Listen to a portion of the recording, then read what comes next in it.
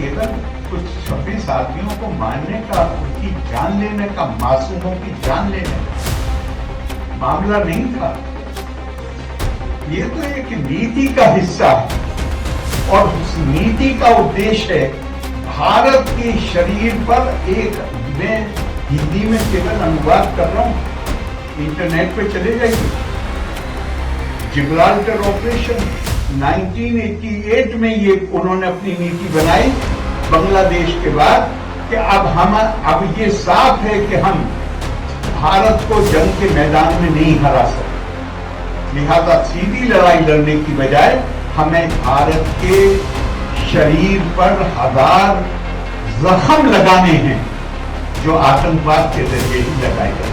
बहुत खुशी है कि हमारे माननीय प्रधानमंत्री जी, हमारी सेना, हमारे देश के लोग जिस तरह एक व्यक्ति, मुझे अगर 1% या 2% दूसरी राय के हों तो मुझे कोई दिक्कत नहीं होती ऐसा, लेकिन हर कोई दुनिया में हमारी सोच का नहीं। बहुत से लोग ऐसे हैं जिनके लिए संवाद की शक्ति अर्थहीन है, वो शक्ति के संवाद में विश्वास करते हैं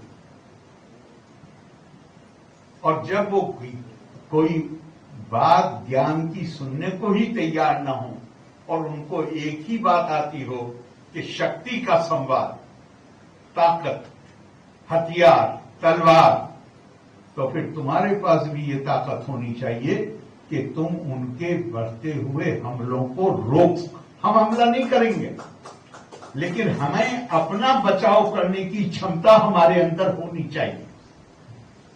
और मुझे बहुत खुशी है कि इस वक्त जहां मैंने कहा भी है, आपने शायद सुना हो, कि केवल कुछ 26 आदमियों को मारने का, उनकी जान लेने का, मासूमों की जान लेने का मामला नहीं था। ये तो एक नीति का हिस्सा है और उस नीति का उद्देश्य है भारत के शरीर पर एक, मैं हिंदी में केवल अनुवाद कर रहा हूं, इंटरनेट पे चले जाइए। जिब्राल्टर ऑपरेशन 1988 में ये उन्होंने अपनी नीति बनाई बांग्लादेश के बाद कि अब ये साफ है कि हम भारत को जंग के मैदान में नहीं हरा सकते, लिहाजा सीधी लड़ाई लड़ने की बजाय हमें भारत के शरीर पर 1000 जख्म लगाने हैं जो आतंकवाद के जरिए ही लगाए जा सकते। हम सामने से नहीं लड़ेंगे, धोखे से अंदर भेजेंगे, चोरी से भेजेंगे, उनको ब्रेन वॉश करेंगे और भारत को 1000 जख्म लगाएंगे और इतना खून निकालेंगे कि भारत कमजोर होकर गिर पाए। बहुत साल तक ये तकरीर पाकिस्तान के पूर्व राष्ट्रपति जियाउल हक की इंटरनेट पे नहीं थी, अब इंटरनेट पे मौजूद है। मैं आरोप नहीं लगा रहा हूं। तो मुझे बहुत खुशी है कि हमारे माननीय प्रधानमंत्री जी, हमारी सेना, हमारे देश के लोग जिस तरह एक व्यक्ति, मुझे अगर 1% या 2% कोई दूसरी राय के हों तो मुझे कोई दिक्कत नहीं होती इस तरह से। ऐसा इसलिए नहीं होती कि हमारी ये भी परंपरा है कि जो 99% से भी ज्यादा लोग मानते थे, चारवाक ने हर चीज को रविश कर दिया। उन्होंने कह दिया ये कुछ भी नहीं है। लेकिन इस देश ने कभी एक कंकरी नहीं मारी, बल्कि महात्मा कहा। ये इस देश की संस्कृति का हिस्सा है। हमारी अस्मिता, मैंने जैसा आपने आज विषय रखा है, हमारी असल जो अस्मिता, इस आधुनिक युग में हम पूरी दुनिया के साथ आगे बढ़ेंगे। माननीय प्रधानमंत्री जी ने ऐलान किया है कि 2047 तक भारत को विकसित देशों की लाइन में आगे खड़े होना है। हम उसके लिए संकल्पबद्ध हैं। हम उसके लिए हर भारतीय उसमें अपना योगदान देगा, उसमें मुझे कोई संदेह नहीं है। लेकिन इस ध्यान के साथ कि हमारी असल अस्मिता जो है वो ज्ञान और प्रज्ञा है। और एक बस कहते हुए बात खत्म करूंगा, बहुत समय ले लिया मैंने। मुझे आज ये पत्रकारों की सभा है, इसलिए कह दूं तो कोई बात नहीं है कि मुझे मेरा दिल रोता है जब मैं सुनता हूं जो कुछ यूनिवर्सिटीज में हो रहा है। यूनिवर्सिटी में बम मार के बच्चे को उसकी जान ले ली 3 दिन पहले। पिछले साल भी यही हुआ। राजभवन में मीटिंग हुई।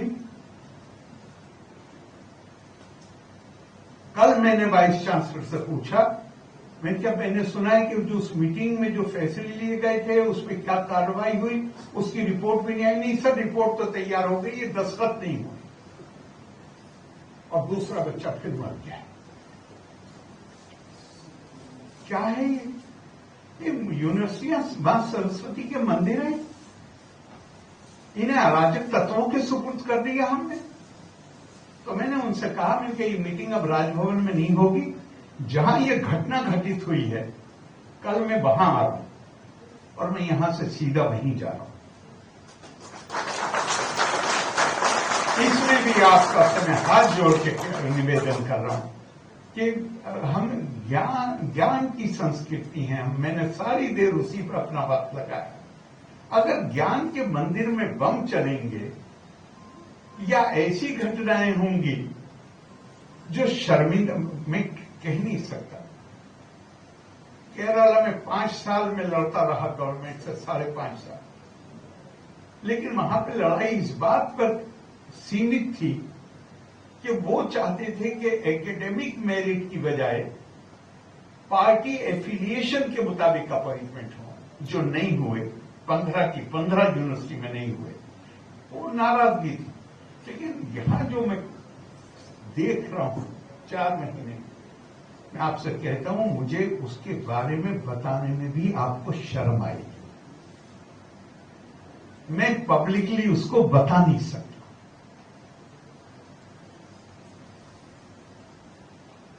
जिस तरह के फोन किए जा रहे हैं उन लोगों को जिनकी नई नियुक्ति हुई है, ये करोगे तो ये हो जाएगा, ये करोगे तो ये हो जाएगा। 1-2 एक्शन भी लिया जहां बिल्कुल पुष्टि हो गई। तो इसमें मुझे आपकी मदद चाहिए। मैं आपसे उसके लिए प्रार्थना कर रहा हूं, अनुरोध कर रहा हूं और आप सबके को मैं अपनी शुभकामनाएं देता हूं। जिनको आज सम्मानित किया गया है उनको एक बार फिर बधाई देता हूं। लोका समस्ता सुखिनो भवन्तु। धन्यवाद। जय हिंद।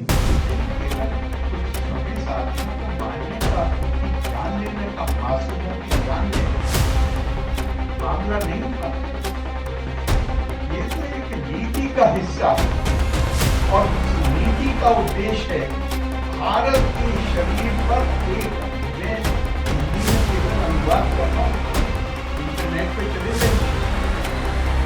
जिब्राल्टर ऑपरेशन 1988 में ये उन्होंने अपनी नीति बनाई बांग्लादेश के बाद कि अब हम ये साफ है कि हम भारत को जंग के मैदान में नहीं हरा सकते।